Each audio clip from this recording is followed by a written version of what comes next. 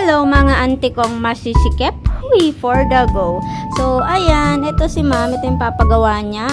French tip na madaming rhinestone. Huy, French tip na may rhinestone. Basta, bahala na kayo dyan. And then, ayan, yung previous na nails ni ma'am is gawa ko din. Ayan, so 1 month na siya. And then, paparemove sana niya yon. Then sabi ko sa kanya, wait lang, i-check ko, baka walang lifting. So, ayan, sabi ko, tanggalin na lang natin yung top layer. And then, since wala namang lifting nga, is i-refill na lang natin siya. Para sa ganon is maalagaan natin yung natural nails ni client. So, ayan, baka next month itong si ma'am kasi medyo mahaba na yung natural nails niya. So, baka next month is magbayad na lang to si ma'am. So, ayan na, for the refill na ang person of interest. Ayan, itong si ma'am is matagal ko na siyang client.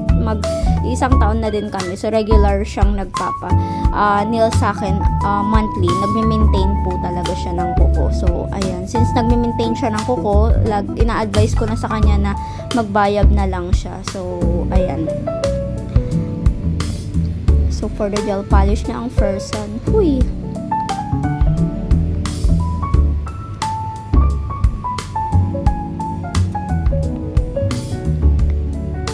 Itong si ma'am, nasira yung nails niya before ko siya nahawakan kasi nagdi-DIY siya, ganyan. Pero ngayon, yung mga kuko niya is okay na, naalagaan na natin siya, ayan. And then, huy, for the kabit na ng rhinestone ng ante nyo, struggle malala kasi ang liliit. Kapag nail tech ka talaga dapat, mahaba yung pasensya mo sa mga maliliit na bagay, diba? For the go.